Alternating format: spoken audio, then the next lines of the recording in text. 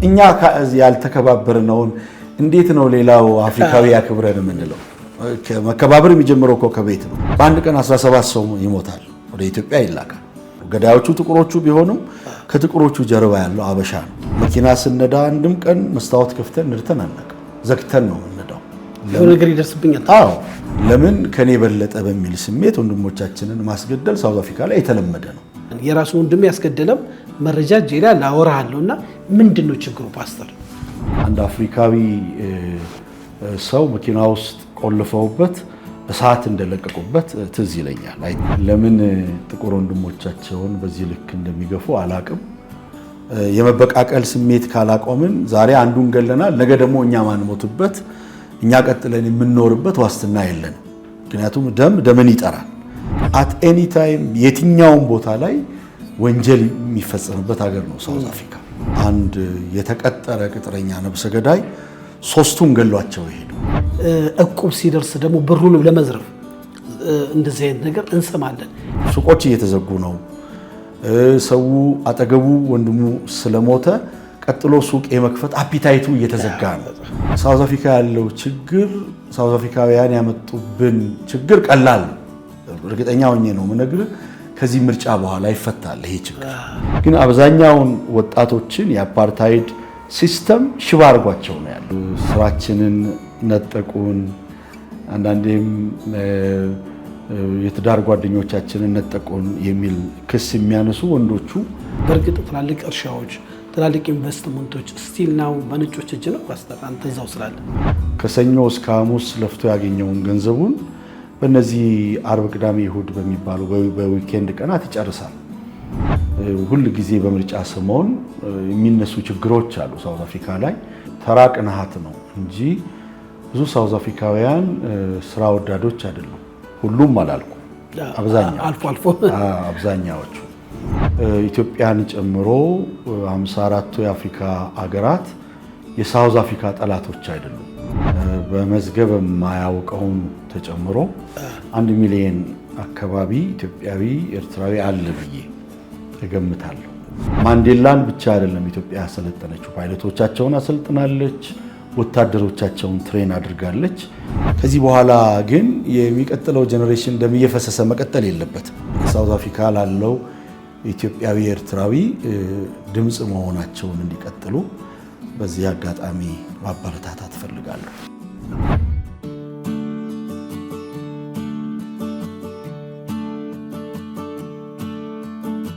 ሰላም ጤና ይስጥልኝ ውድ የሀሌታ ሚዲያ አድማጭ ተመልካቾቻችን፣ በዓለም ዙሪያ ያላችሁ ሰላምና ፍቅርን ተመኘው ተሾመ ሽፈራው ነኝ። ሀሌታ ሚዲያ ለእናንተ ይጠቅማል ያላቸውን ሀሳቦች የምናቀርብበት ሰዓት ነው። ያው እንግዲህ በመጀመሪያ ዛሬ በተለይ በደቡብ አፍሪካ በተለያየ ሁኔታ ህይወታቸውን ለሚያጡ ኢትዮጵያዊ ወንድሞችም የሌላ ሀገር ዜጎችም የህሊና ጸሎት በጸሎት በየቤተ እምነታችን እያሰብናቸው በዚህ ጉዳይ ላይ ትክክለኛ መረጃ እንዲሰጠን የተለያዩ እንግዶች እያሰባሰብን ነበረ። በፍጹም ፈቃደኝነት በተጣበበ ጊዜው ፓስተር ሳሙኤል ጌታቸው እንግዲህ በደቡብ አፍሪካና በኢትዮጵያ በተለያዩ ሃይማኖታዊ ስርዓቶች ስራና በተለያየ ጉዳይ የምናውቀው የምናከብረው ወንድማችን ነው። በተለይ ደቡብ አፍሪካ ላሉ ኢትዮጵያኖች ብዙ አገልግሎት ይሰጣል። ለደቡብ አፍሪካም ላሉ የደቡብ አፍሪካ ዜጎችም የተለያየ አገልግሎት በመስጠት ይታወቃል። የኢትዮጵያውያኖችን ኮሚኒቲ ችግርንም ደግሞ በእድሉ በሰጠው እድል እየፈታ ረዘም ላለ ጊዜ ያገለገለ ነው። በተለያየ የሚዲያ አማራጮችም እየቀረበ በሰላም በሀገራዊ ጉዳይ ላይ ሀሳብ ይሰጣል። በተጣበበ ጊዜ ዛሬ ስቱዲዮችን ተገኝቷል። በኢትዮጵያና በሳውዝ አፍሪካ ባሉ ኢትዮጵያኖች ዙሪያ ያልተሰሙ አዳዲስ ጉዳዮችን እንወያያለን። እንደተከታተሉ ጋበዝኩ። ይህም ፕሮግራም ሰብስክራይብ፣ ላይክ፣ ሼር፣ ኮመንት በማድረግ ከኛ ጋር ቀጥሎ። ፓስተር በጣም እጅግ አድርጌ አመሰግናለሁ። በሀገሬ ጉዳይ በጣም በተጣበበ ጊዜ ስቱዲዮችን አዲስ አበባ መጥተህ ከኛ ጋር ጊዜ ለመውሰድ ስለፈቀድክ እጅግ አድርጌ አመሰግናለሁ። እኔም አመሰግናለሁ ተሼ። መልካም ፓስተር፣ እንግዲህ የፓስተርነት አገልግሎትህ ብዙ ማውቀው ሳውዝ አፍሪካ ነበረ። አሁን ደግሞ ወደ ኢትዮጵያ ጎራ እያልክ ነውና እዚህም እዛም እንበል ይቻላል። መልካም። ሳውዝ አፍሪካ እንግዲህ ረዘም ላለ ጊዜ በአገልግሎት ታገለግላለህ። በተለይ በወንጌላውያን ቤተክርስቲያን ውስጥ በሌሎችም የተለያየ ሚዲያ አማራጮች ብቅ እያልክ ሀሳብን ትሰጣለህ። በተለይ ሳውዝ አፍሪካ ካሉ ኮሚቴዎች እዛ ሀገር ያሉ ችግረኛ የሳውዝ አፍሪካም የሌላም ዜጎችን ቤተክርስቲያንን በመደገፍ ትታወቃለች። እና እንደው የኢትዮጵያዊና የሳውዝ አፍሪካውያኖች ግንኙነት እንደው ከመሰረቱን ጀምረው እንዴት ነበረ ፓስተር? እንግዲህ ሳውዝ አፍሪካ ከ54ቱ የአፍሪካ ሀገሮች አንዷ ናት። በ1948 እስከ 1994 በነጮቹ በነበረው የአፓርታይድ ትግል ውስጥ ኢትዮጵያም የራሷ የሆነ ትልቅ ድርሻ ነበራት። ከ1962 ላይ የቀድሞ የሳውዝ አፍሪካ ፕሬዚደንት የመጀመሪያው ፕሬዚደንት ኔልሰን ማንዴላ ኢትዮጵያ በመምጣት የሚሊተሪ ትሬኒንግ ወስደዋል። ከሴኩሪቲም አንጻር ፓስፖርት ተሰጥቷቸው እንደነበር ይታወቃል። እንግዲህ የደቡብ አፍሪካና የኢትዮጵያ ግንኙነት ዛሬ የጀመረ አይደለም። በችግራቸው ወቅት በስኪን ከለራቸው በቆዳ ቀለማቸው ይገፉ ይሰደዱ በነበረበትም ጊዜ ኢትዮጵያ አስተማሪም ናት። ኢትዮጵያ ደግሞ መጠጊያም እንደነበረች ታሪክ ይነግረናል። እንግዲህ የኛ ግንኙነት ከዛ የጀመረ ነው። እኛ ደግሞ በተለያየ ምክንያት ወደ ደቡብ አፍሪካ ሄደ ኢትዮጵያዊ ያለ አንዳንዱ የሄደው ሰርቶ ለመለወጥ ነው ማለት ራሱን ለመለወጥ ቤተሰቡን ለመለወጥ ሲተርፍ ደግሞ ሀገሩን ለመለወጥ ባለ መልካም እሳቤ ብዙ በረሃ አቋርጦ ዋጋ ከፍሎ የሄደ ኢትዮጵያዊና ኤርትራዊ ጥቂት አይደለም፣ ብዙ ነው።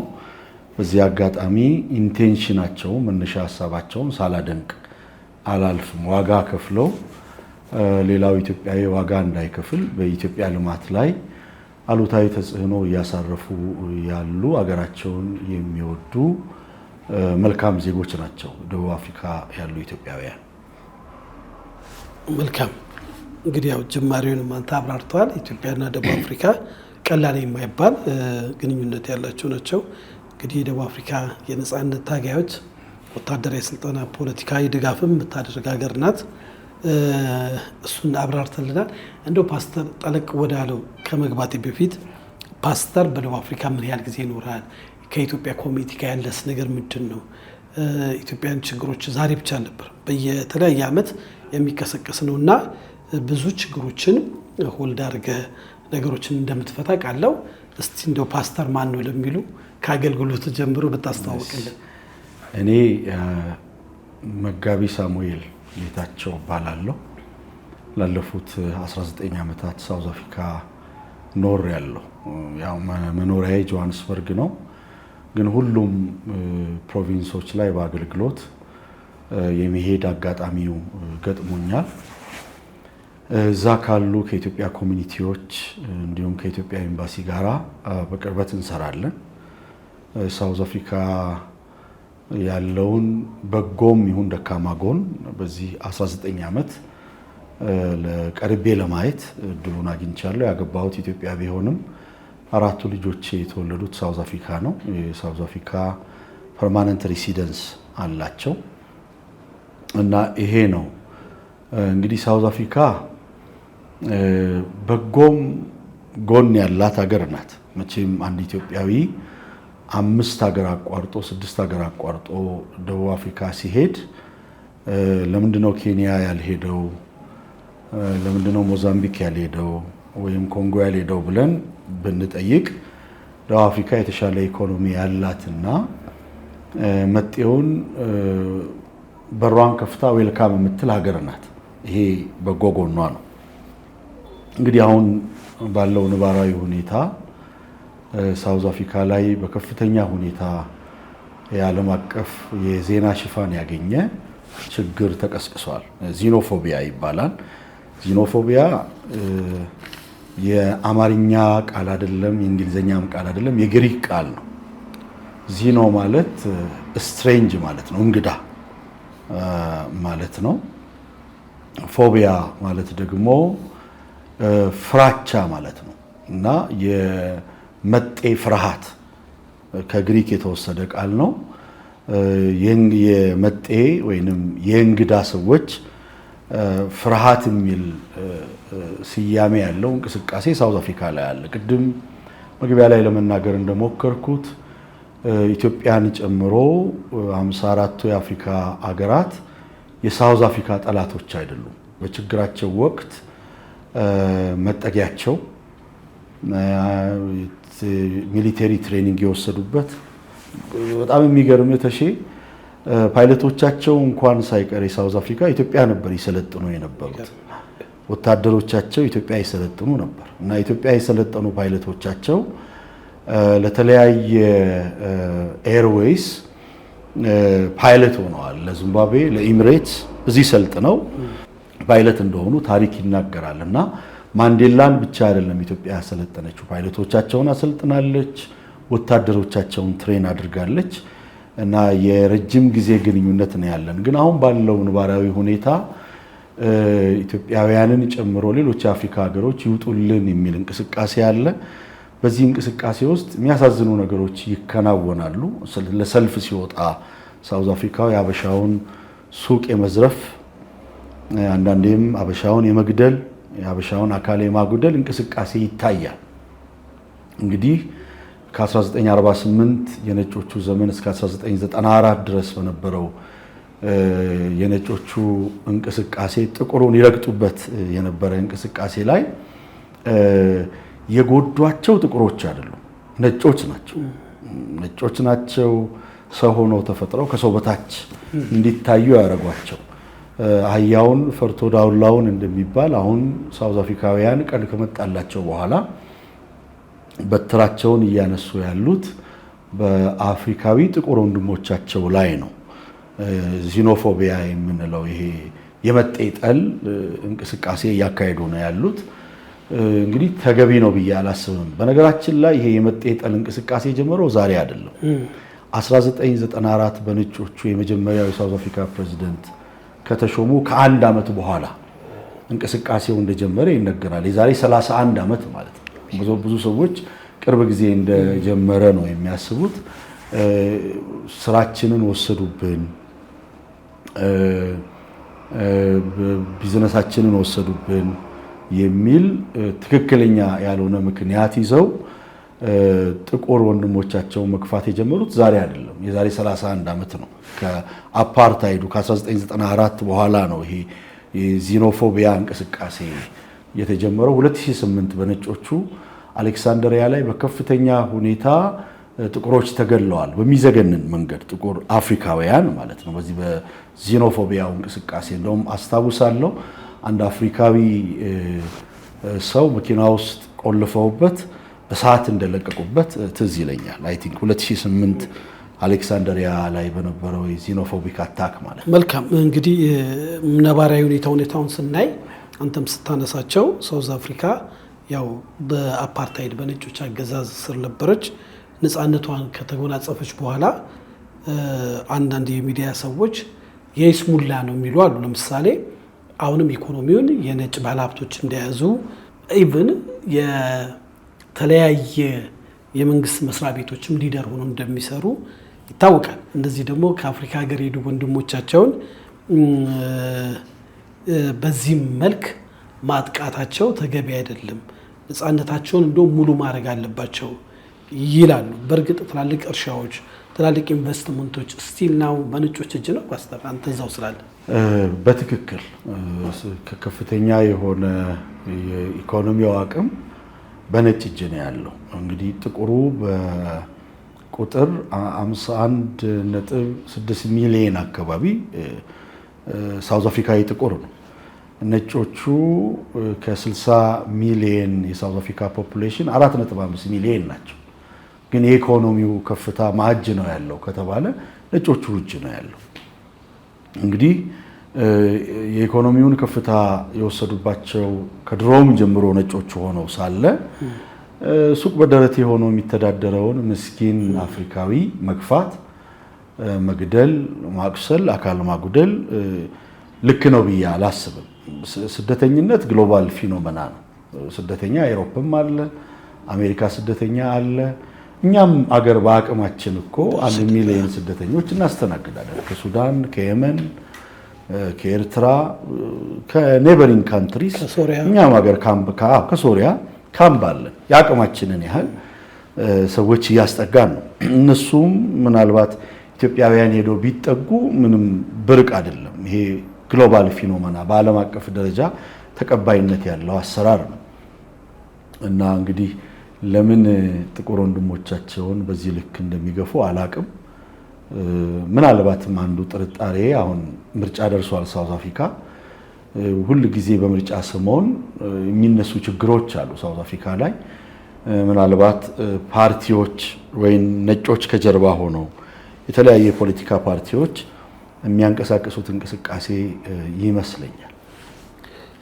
መልካም። ያው እኛ ሀገር ቅድም ስታነሳቸው ቀላል የማይባሉ የውጭ ሀገር ስደተኞች አሉ እና በጣም በሚገርም ሁኔታ ወደ ቦሌ ብትሄድ ትላልቅ ሬስቶራንት፣ በተለይ የሙስሊም ሬስቶራንት የያዙ የተለያዩ የመኒ ዜጎች አሉ፣ የሳውዲ የተለያዩ ሀገር ዜጎች ትልልቅ ሬስቶራንት ይዘዋል። አበሻውን ቀጥሮ ያሰራሉ። ግን እኛ ሀገር እንደዚህ ብዙ አይሰማም። ማለትም የመስራት ነፃነታቸው ተጠብቆ እንደውም ኢትዮጵያዊ የራሱን ዜጋ ከማክበር ይልቅ የውጭ ሀገር ዜጋ በማክበር ይታወቃል። መልካም ነው እና እስቲ ፓስተር እንደው ስለ ደቡብ አፍሪካ ኢትዮጵያኖች ትንሽ እናውራ። ችግሩ ላይ ትንሽ ካወራን ያለው ኮሚኒቲ እንደው በግምት ምን ያህል ይሆናል ብለህ ትገምታለህ ፓስተር? በግምት እንግዲህ ምናልባት የኢትዮጵያ ኤምባሲ በመዝገብ የማያውቀውን ተጨምሮ 1 ሚሊዮን አካባቢ ኢትዮጵያዊ ኤርትራዊ አለ ብዬ እገምታለሁ። መልካም። እነዚህ ኢትዮጵያኖች በአንድም በሌላ አንዳንዱ የኢኮኖሚ ችግሩን ለመወጣት በብዙ አይነት መከራ እንዳልከው በተለያየ ሀገር እንግዲህ 10 ሄደው ቢሰደዱ እንኳን ከ10ሩ 4-5ቱ ከደረሰ ትልቅ ነው በሚባልበት በአንበሳ የሚበሉ አንዳንዶቹ በከባድ መኪና ተጭነው በሙቀት ታፍነው የሚሞቱ ዜጎቻችን እንደሆነ ሁሉም ዓለም የሚያውቀው ነው። አንዳንዶች ደግሞ የፖለቲካ ችግር ኖሮባቸው የተሰበሰቡ ኢትዮጵያኖች እንዳሉ ይታወቃል። እንደው ይህ ኮሚኒቲ አንተ አብራቸው ብዙ ስለምትሰራ እንደ ህዝብ ለሀገሩ የተለያየ ነገር ያዋጣል።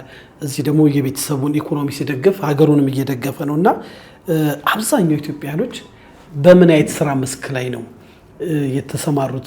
የዚህን ያህል ጥቃት ለምን መጣባቸው የሚለውን ለማወቅ አብዛኛው ኢትዮጵያዊ ንግድ ላይ ነው፣ ኢንቨስትመንት ላይ ነው ወይ ደግሞ ትምህርት ላይ ነው? እንደው ስታየው አንተ ማህበረሰቡ። እሺ፣ አመሰግናለሁ ተሼ። እንግዲህ ከአንድ ነገር ልነሳ። ይሄ ሄስቲ ጀነራላይዜሽን የሚባል ነገር አለ አይደል? ጥቅል ፍርድ። ሳውዝ አፍሪካውያን በአጠቃላይ ሁሉም ክፉ አይደሉም። ክፉ ባለመሆናቸው ነው ብዙ ኢትዮጵያውያንን ኤርትራውያንን አስጠግተው ፍሮም ደስክረች ኢትዮጵያውያን ተነስተው የፎቅ ባለቤት የሆኑት ቤተሰባቸውን፣ ማህበረሰባቸውንና ሀገራቸውን ለመለወጥ የበቁት እና ሳውዝ አፍሪካውያን በቃ ሙሉ ለሙሉ ክፉ ሰዎች ናቸው፣ ምንም ለኢትዮጵያውያን መልካም ነገር አላደረጉም የሚለውን አስተሳሰብ ትንሽ እንድናቀዘቅዘው ፈልጋለሁ። ጥሩ ሰዎች ናቸው። በብዙ ጥሩ ሰው መሃል 10 እና 20 ሰው ክፉ ቢሆን ሁሉም ሳውዝ አፍሪካዊ ክፉ ነው ማለት አይደለም። ቅድም እንደጠየከኝ ብዙ ኢትዮጵያውያን ከአነስተኛ ንግድ ተነስተው ነው ራሳቸውን የለወጡት። ድሮ ቀበቶ ከመሸጥ ቀጥሎ ደግሞ በየሳውዝ አፍሪካዊው ቤት ብርድ ልብስ፣ ኮምፈርት፣ የተለያዩ እቃዎች ሄደው በማዞር ለምሳሌ ዛሬ እቃ ሰጥተው ከሆነ በወሩ በደሞዝ ቀን ሄደው በመቀበል ከዛ ስራ ጀምረው ነው ኢትዮጵያውያን ህይወታቸውን የለወጡት። እንግዲህ ይሄንን በዱቤ ሲሸጡ ታማኝ ሆነው ያንን ክፍያ ይከፍሉ የነበሩት ሳውዝ አፍሪካዊ እናቶች ናቸው። በተለይ ሳውዝ አፍሪካዊ እናቶች በጣም ጥሩዎች ናቸው። ወላሂ ኢትዮጵያውያን ሴቶችም ይሁን ወንድ ጥሩ ልብ አላቸው። ምናልባት ደግሞ ፖለቲካ ውስጥ ያሉ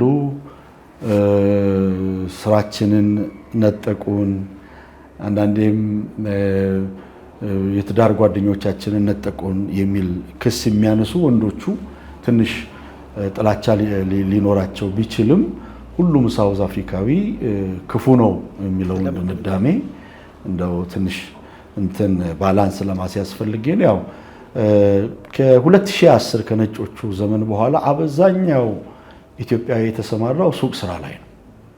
ታክሾፕ የሚባል ሱቅ ስራ ላይ ነው የተሰማራው። ጥቂቶች ደግሞ ከፍተኛ ኢንቨስትመንት ላይ የተሰማሩ አሉ። ፎቅ የገዙ ለኢትዮጵያውያን ለአፍሪካውያን ብቻ ሳይሆን ለነጮችም የስራ እድል መፍጠር የቻሉ እዚህ ቦሌ ላይ መጥተው ፎቅ የገዙ በኢትዮጵያ ልማት በቀጥታም ይሁን በተዘዋዋሪ እጃቸው ያለ ትልልቅ አገር ወዳድ ነጋዴዎች ያሉበት ሀገር ነው። ባጭሩ ግን ኢትዮጵያኖች ፓስተር በላባቸው ደክሞ የሚሰሩ ወደ ችግሩ እንገባለን። ግን ስራን የማይንቋን ቅድም ስነገረኝ ኮንፈርት የሚያዞሩ የተለያየ ነገር የሚሸጡ ከቀበቶ ጀምሮ እስከ ትልቅ ከሰሩ ስራ የማይንቁ ናቸው። እዛ ሀገር ያሉት ወጣቶች ሳውዝ አፍሪካዊ ሆነው ነጮቹ ሀብታም ናቸው ብዬ ነው ማስበው እኔ። የጥቁር ከለር ያላቸውና የህንድም ቅልቅል ያላቸው ብዙ አሉ።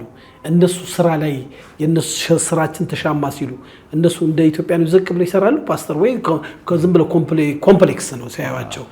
ሪያሊቲውን ነው አራቢያ ተሻውን እንደምትለው ተራ ቅንሃት ነው እንጂ ብዙ ሳውዝ አፍሪካውያን ስራ ወዳዶች አይደሉም።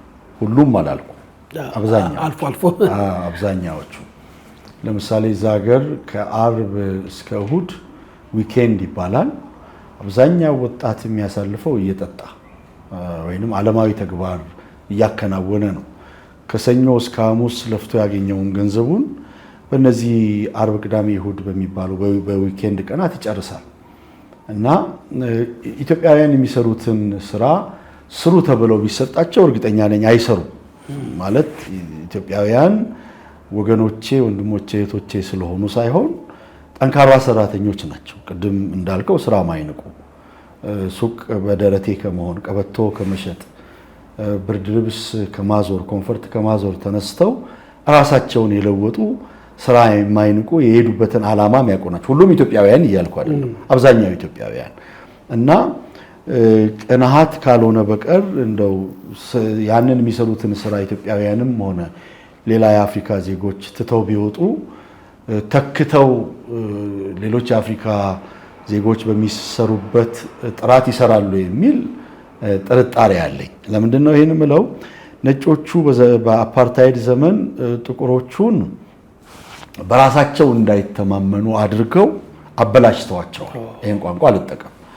አንደኛ አልኮል መጠጥ ርካሽ ነው። እዛ ለስላሳ መጠጥ ወጣት አልኮሊስት ነው። አልኮሊስት ድራግ አዲክትድ ነው። በሲጋሬት በአልኮል በሴት በተቃራኒ ጾታ የተበላሸ ነው። ነጮቹ ጥቁሮቹን ለማበላሸት የተጠቀሙበት አንደኛው ሲስተም ምንድነው? የአልኮልን ዋጋ ከፍ አድርገው ማለት አሳንሰው የነዚህ ደግሞ ሶፍት ድሪንክ የለስላሳ መጠጦችን ከፍ አደረጉ። አሁን ለምሳሌ እዚህ ሀገር ውስኪ የሀብት መለኪያ ነው፣ ቮድካ ምናምን። እዛ አይደለም። ቢኪምፔ ገብተህ የመጠጥ አመሉ ካለ በዘንቢል ሞልተህ ትወጣለህ። ርካሽ ነው መጠጥ። ከዛ እያመጡ እዚህ እንደሚሸጡ አውቃለሁ። እና ይሄን ሲስተም የተጠቀሙት ጄኔሬሽኑን ለማበላሸት፣ ጄኔሬሽኑ ለነገ ማሰብ እንዳይችል በሱስ እንዲጠመድ፣ የሱስ ባሪያ የሱስ ጥገኛ እንዲሆን ተደርጓል። እና ያን ትሬንድ ይዘው ያደጉ አሉ። ከዛ ትሬንድም ይወጡ አሉ። ጎበዝ ሳውዝ አፍሪካውያን የራሳቸውን ቢዝነስ ከፍተው ራሳቸውን ለውጠው ከዛ የአፓርታይድ የጥገኝነት መንፈስ ተላቀው እየሰሩ ያሉ ሳውዝ አፍሪካውያን አሉ። ሳላደንቃቸው አላልፍም። ግን አብዛኛውን ወጣቶችን የአፓርታይድ ሲስተም ሽባ አድርጓቸው ነው ያለፉ።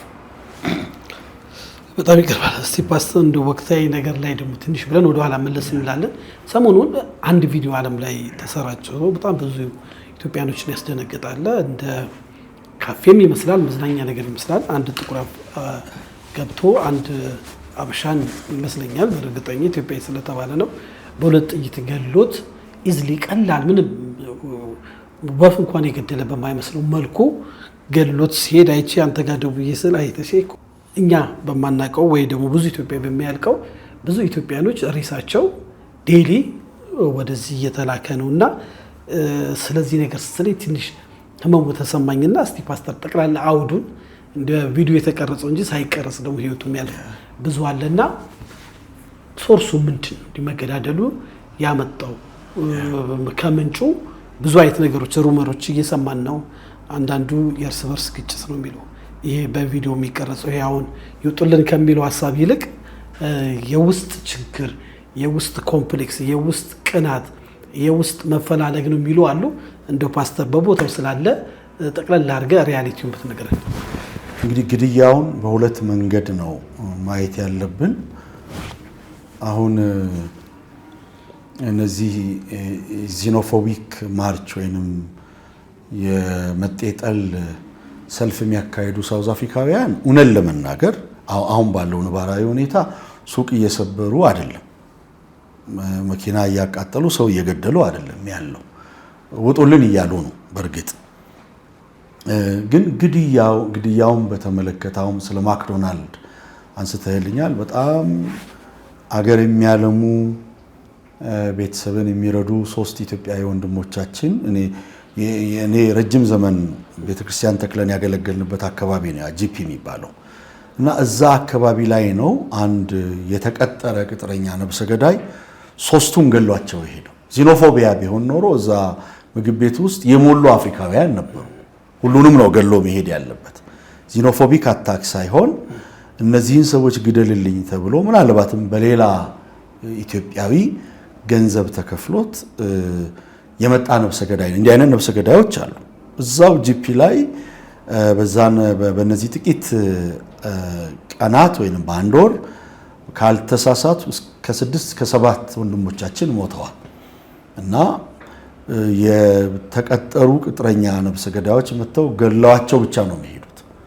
ኪሳቸው ውስጥ ገብተው ብር ሲወስዱ አይታይም፣ ስልክ ሲወስዱ አይታይም። ሚሽናቸው እነሱ መግደል ነው። ስለዚህ አንድ ማስተላልፈው መልእክት እንደ ወንድም፣ እንደ ታላቅ ወንድም አይደለም፣ እንደ ታናሽ ወንድም ኢትዮጵያን እንደሚወድ የወንድሞቹ ደም ሲፈስ እንደሚያመው ኢትዮጵያ ስትለማ እንደሚያስደስተው እንደ አንድ ወንድም እምለው ምንድነው ሳውዝ አፍሪካ ያለው ችግር ሳውዝ አፍሪካውያን ያመጡብን ችግር ቀላል እርግጠኛ ሆኜ ነው የምነግርህ። ከዚህ ምርጫ በኋላ ይፈታል ይሄ ችግር። ትልቁ ችግር ግን በርስ በርሳችን አለመግባባት ወንድሞቻችንን የማስገደሉ እንቅስቃሴ ነው አደገኛው። ለምሳሌ ካሜራ ያየውን ነው ያያችሁት እናንተ። ሲሲቲቪ ካሜራ ባለባቸው ቦታዎች የተፈጸሙትን መርደሮች አይታቸዋል። ከካሜራ ውጪ የሚፈጸሙ ግድያዎች አሉ። ለምሳሌ አንድ ወቅት በአንድ ቀን 17 ሰው ይሞታል፣ ወደ ኢትዮጵያ ይላካል። ይሞተው ኢትዮጵያዊ 17 ሰው። ከአብዛኛው ሞቶች ጀርባ ያለው ኢትዮጵያዊ ነው፣ አበሻ ነው። እኛ ወንድማችን ነግዶ ሲያተርፍ ደስ ካልተሰኘን ምን አይነት መንፈስ ነው ያለን? ወንድማችን ሲለወጥ ቢልዲንግ ሲገዛ መልካም ትዳር ሲያደርግ ሲወልድ እንደ ኢትዮጵያዊ ልንደሰት ሲገባን ለምን ከኔ በለጠ በሚል ስሜት ወንድሞቻችንን ማስገደል ሳውዝ አፍሪካ ላይ የተለመደ ነው እና መካከላችን ያለውን ችግር ማጥራት አለብን። አሁን አንዳንድ ግድያዎችን ከዚኖፎቢያ ጋር አያይዘው የሚናገሩ አሉ ቲክቶከርስም እዚህ ኢትዮጵያ ውስጥ። በፍጹም ዚኖፎቢያውና በተቀጠሩ ገዳዮች የተከናወነው ግድያ ፈጽሞ የተለያየ ነው። እውነት ነው። ውጡልን እያሉ ነው። ውጡልን እያሉ ያሉት እኛ ኢትዮጵያውያንን ብቻ አይደለም። ትናንት ውለታ የዋሉትን 54 የአፍሪካ ሀገሮች አሉ።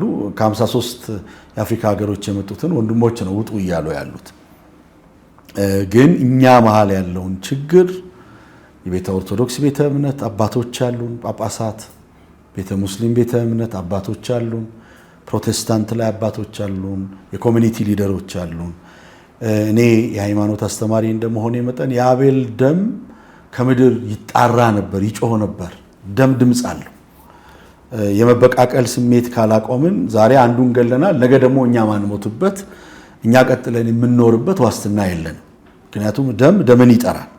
ስለዚህ ማቆም ያለብን ምንድነው? ለምሳሌ ሳውዝ አፍሪካ ሰው የሚመኛት ሀገር የሆነችው ለምንድን ነው ብለህ ካልከኝ ኔልሰን ማንዴላ 1994 ወደ ፕሬዝዳንትነት ሲመጡ የተከተሉት ፕሪንሲፕል ፎርጊቭ ኤንድ ፎርጌት የሚል ኔልሰን ማንዴላ ብቻ አይደለም አርክ ቢሾፕ ዴዝመንድ ቱቱ ያንኑ ፕሪንሲፕል ነው የተከተሉት። ለዛ ነው የፒስ ኖቤል ተሸላሚ የሆኑት።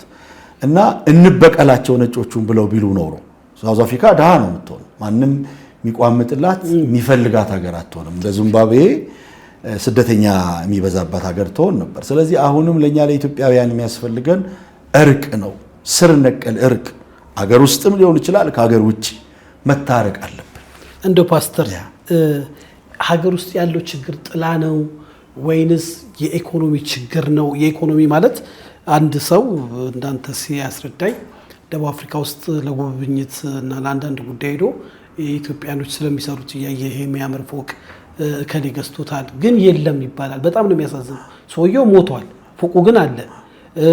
ቤተሰቦቹ እዚህ ሊረዱ ይችላሉና ይሄ መጠፋፋት ፓስተር ቀደም እንዳልከው እናንተ ወንጌላውያኖች አሉ፣ አንተ ኮሚኒቲ ውስጥ ብዙ ሰራጋጋለው እንደው ተሰበስባችሁ ኮሚኒቲውን ሰብስባችሁ ችግሩን ለመፍታት እንደ አንድ ኮሚኒቲ ያልተቻለበት ችግር ምንድነው?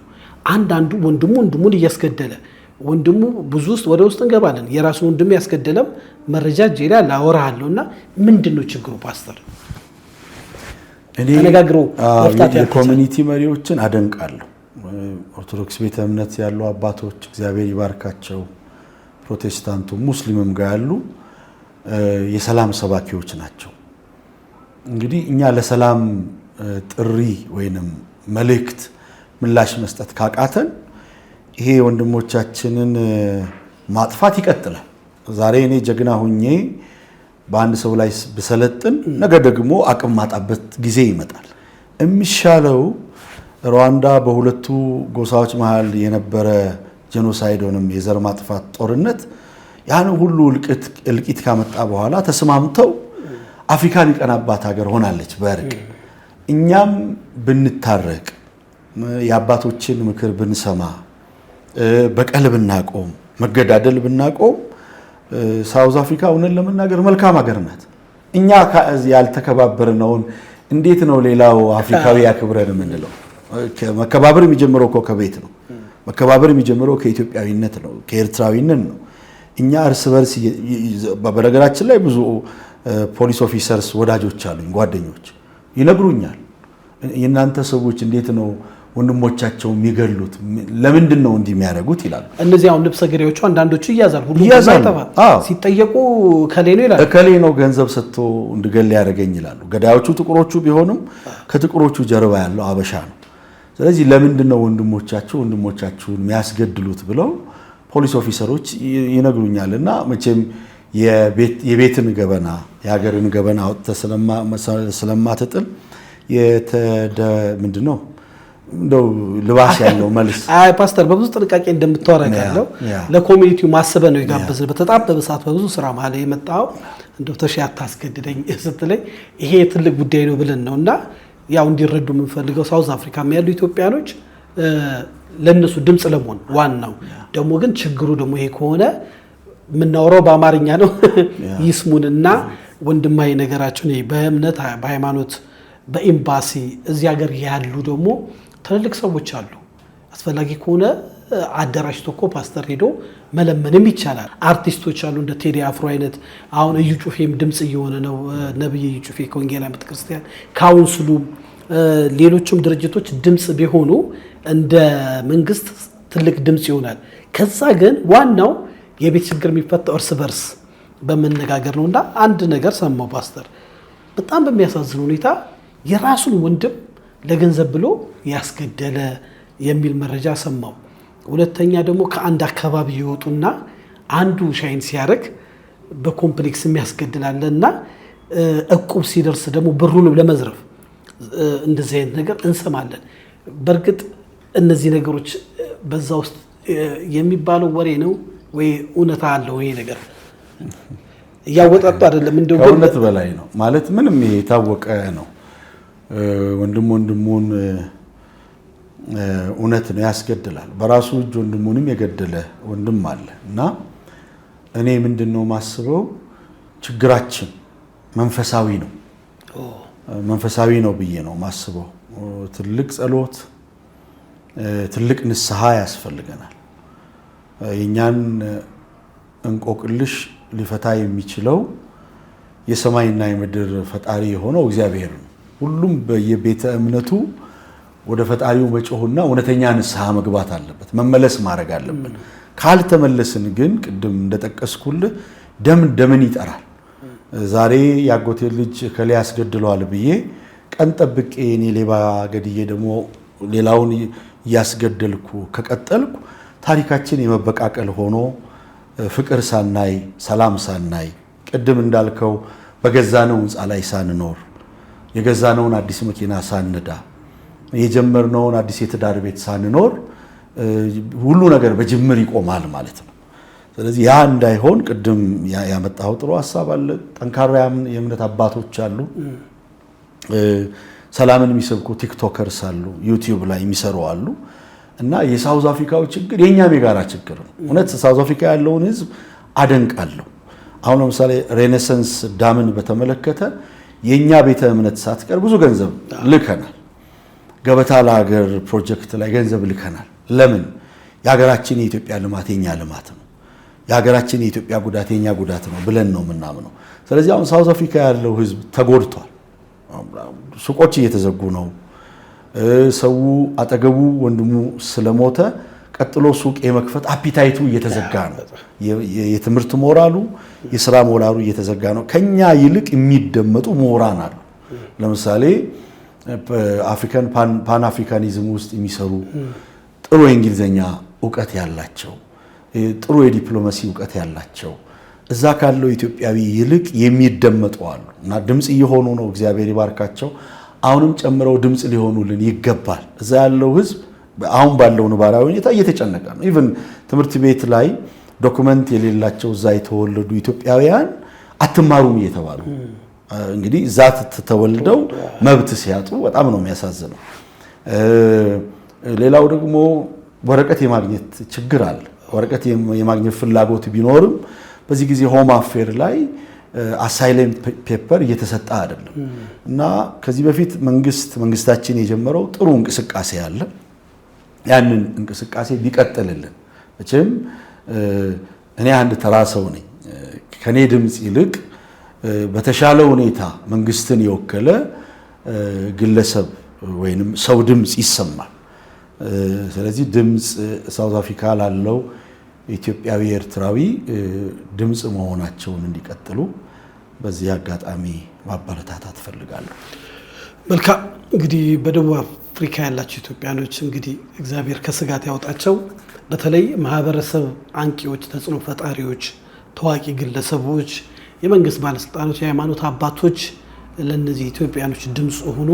በዚህ አጋጣሚ ሀሌታ ሚዲያ እንግዲህ አንዱ ወቅታዊ ተጽዕኖ ፈጣሪ የሆንከው ቴዲ አፍሮ ለኢትዮጵያኖች ድምጽ ብትሆናቸው ሀሌታ ሚዲያ የተባረከ ነው። ታዋቂም ስለሆንክ የተለያዩ የፖለቲካ ሰዎች፣ አምባሳደሮች፣ ራሳው የመንግስት ባለስልጣናቶች፣ የሃይማኖት መሪዎችም ለኢትዮጵያኖች ድምጽ ብትሆኑ መልካም ነው። ራሳችሁ ኢትዮጵያኖች ደግሞ ተዋደዱ፣ ተፋቀሩ፣ ችግሮቻችሁን ተነጋግራችሁ እንደ ኮሚኒቲ ለመፍታት ጥረት አድርጉ። ያለፈው አልፏል። ፓስተር እንዳልከው ደም ይጠራል። በይቅርታ ካላለፍ ነው ከባድ ነው። ብዙኛ ፓስተርን ላለማስጨነቅ እንጂ የምንሰማቸው እጅግ ነውረኛ የሆኑ ታሪኮች ሰምተናል። የራስ ዘራፊ መጥቶ ሱቅን ዘርፎ መቅኖ የሚያስቀር ብዙ ነገሮች አሉ እና ፓስተር ላይ ተጽዕኖ ላለመፍጠር ነው እና ሰላማችን ፈጣሪ ይስጠን እንላለን። እንደው ፓስተር ከመጣ አይቀር አንዳንዶቹ ካንተ ጋር ወዳጅነት አላቸው። በጣም ለማመን የሚከብድ በመጽሐፍም በፊልምም ቢተረክ የማያልፍ ታሪክ አልፈው እዛ ገብተው በገና መጉረስ ሲጀምሩ ይሞተዋል። በጣም ያሳዝነኝና ልብ ይነካልና እንደው ከሰማቸው አንድ ሁለት ታሪኮች በተነገረኝ በምን አይነት ሁኔታ ውስጥ አልፈው እዚህ መጥተው ብለው እንደሚያዋዩ አውቃለሁና ትንሽ ነገር በትለን ቢታወቅ ይሄ ነገር ብዬ ነው።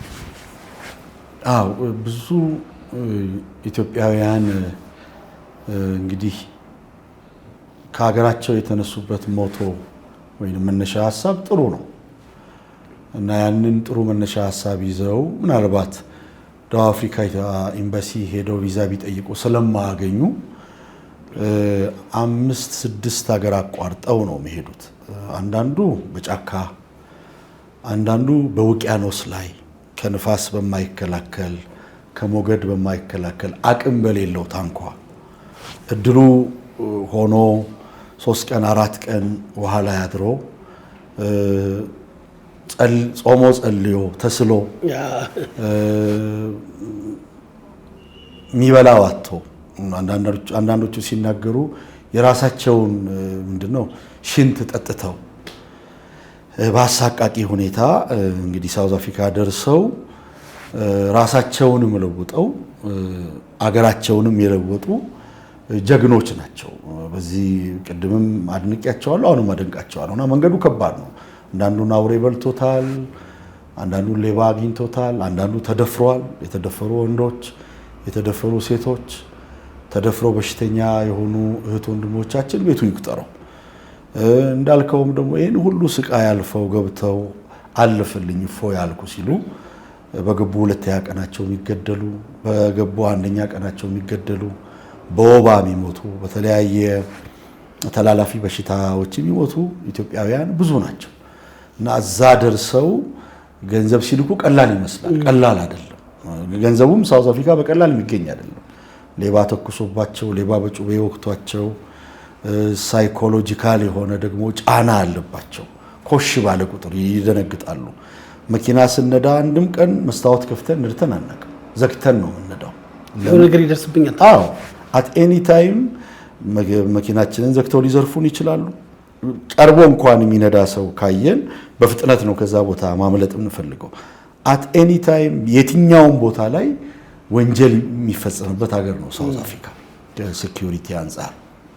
እዚህ ያ ነው በዚህ ትግል ውስጥ አልፈው ነው እና ሳውዝ አፍሪካ ያሉ ወገኖቻችን ቅድም ተሼ እንዳልከው ድምጽ ልንሆናቸው ይገባል። ቮይስ ፎር ቮይስለስ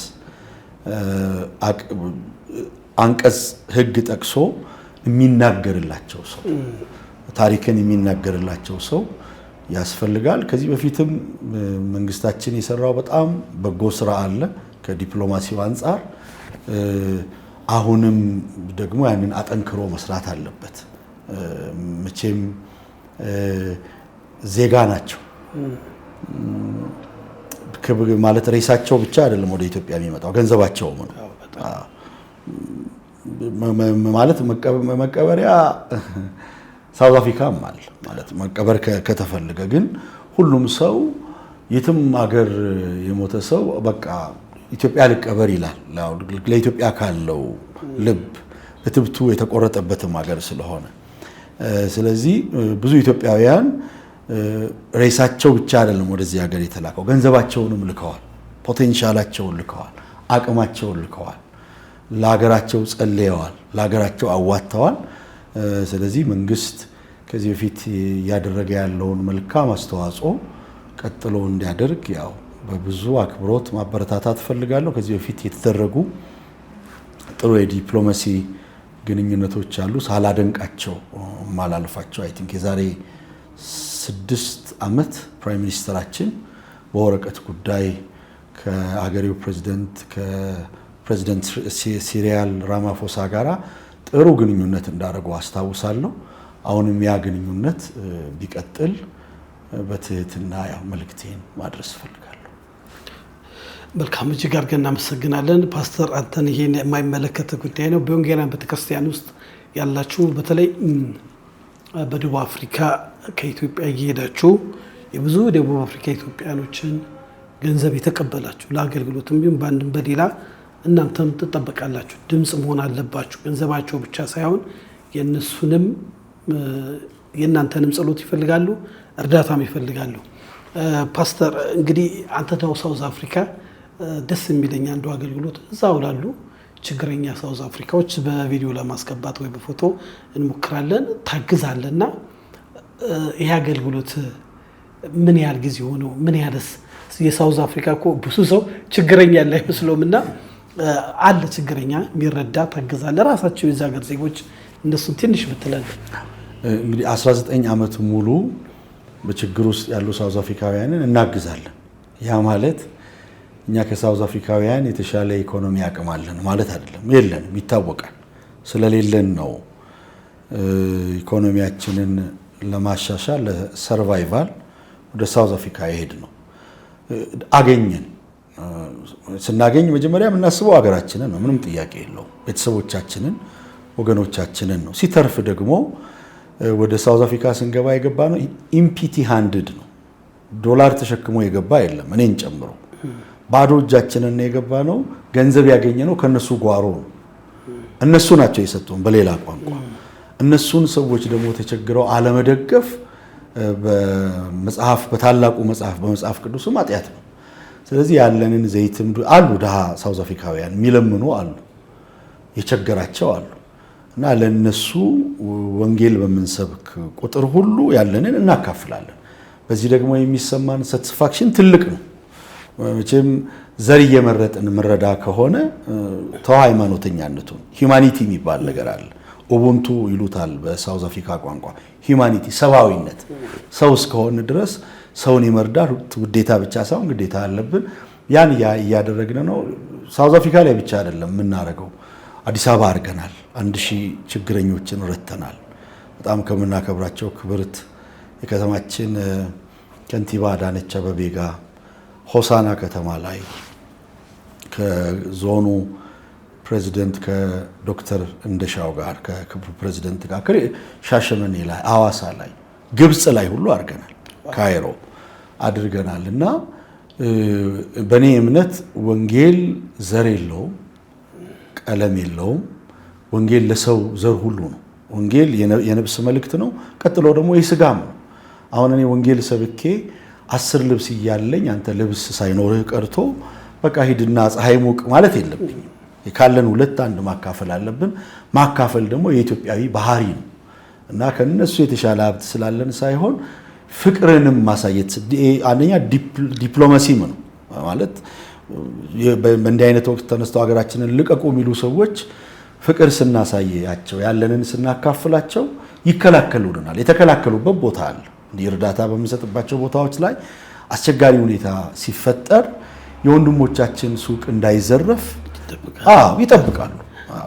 ውለታ ስለተዋለላቸው ይጠብቃሉ። እና ፍቅርንም ማሳየት ሁልጊዜ ከነሱ መውሰድ ብቻ ሳይሆን ያገኘነውን ለነሱ መስጠት ያስፈልጋል። ይሄ የኔ አመለካከት ነው። ይሄን አመለካከት የሚቀበሉ ሰዎች ሊኖሩ ይችላሉ። ግን ተቀበሉም አልተቀበሉ መጽሐፍ ቅዱሳዊ እና የሰለጠነ አመለካከት እስቲል ነው። ይሄ ድጋፍ እየተደረገ ነው ፓስተር። አሁን ከ2 ሳምንት በፊት ሳውዝ አፍሪካ ነበርኩ አድርጌያለሁ። ሶዌቶ ቴሌቪዥን የሚባል ናሽናል ሚዲያ አለ፣ ዘግቦታል። የነሱ ሚዲያ የነሱ የራሳቸው ልኬልሃለሁ። ይሄ እኮ ነው ታዲያ መልካምነት ማለትም ተወረርን ለሚሉት አንዱ መወረር ብቻ ሳይሆን እንደዚህ መልካም ነገር አለ እና እኛም እስቲ በሚዲያችን ለማሳየት ሞክራለን። ቪዲዮዎችን ትሰጠኛለህ? እሺ። መልካም። ሳውዝ አፍሪካ እንግዲህ የሰለጠነች ሀገር በጣም ሞደርን ከተማ እንደሆነች የታወቀ ነው። አዲስ አበባ ላይ ትመላለሳለህ፣ ለውጧን እያየ ነው እንደምታስበው። ብዙ ሀገር ሚዲያዎች በእርግጥ ይዘግባሉ። እዛ ሳሉ ያሉ ሳውዝ አፍሪካኖች ስለ አዲስ አበባ ስለ ኢትዮጵያ ያላቸው ነገር እየተስተካከለ ነው? መቼም የሚታይ ነገር ስለሆነ የምታውቀው ነገር ካለ ብዬ ነው ፓስተር። እንግዲህ አዲስ አበባ የ54 የአፍሪካ ሀገሮች መዲና ናት። ከዚህ በፊት መዲናነቷን ሊነጥቁን ሞክረዋል። የሊቢያው ፕሬዚደንት ጋዳፊ ሌሎችም የመዲናነቷ ከአዲስ አበባ መነሳት አለበት የሚል ትግል ሲያደርጉ እንደነበር የቅርብ ጊዜ ትዝታችን ነው። አሁን ግን ባለው ነባራዊ ሁኔታ አዲስ አበባ አምራለች። እውነት ለመናገር እኔ የትኛውም ፖለቲካ ድርጅት ደጋፊም ተቃዋሚም አይደለሁም፣ የሃይማኖት አስተማሪ ነኝ። ግን እሌናዬን አድምጬ ነው የምናገረው። መንገዶቹ ተስተካክለዋል፣ ቤቶቹ ተስተካክለዋል። እንግዳ ከውጭ ብንጠራ የማያሳፍረን ደረጃ ላይ ደርሰዋል። የአዲስ አበባ ኮሪደር ልማት ብቻ አይደለም ውብ የሆነው። አዋሳ ብትሄድ፣ ባህር ዳር ብትሄድ፣ ጅማ፣ ሆሳና ብትሄድ፣ ወላይታ ሶዶ፣ አርባ ምንጭ ትልቅ ለውጥ አለ። ይህን ለውጥ ዲናይ ማድረግ አይቻልም። ማለት እድገት ላይ ነን ያለ ነው። ችግሮች ሊኖሩ ይችላሉ። ግን ችግሮችን የምናስተካክለው ወይንም ሶልቭ የምናደርገው በጋራ ነው። ኢትዮጵያ የማንም ግለሰብ ቤት አይደለችም። የሁላችንም የጋራ ቤት ናት፣ የጋራ አገር ናት። ችግሮቿ የጋራ ችግሮቻችን ናቸው።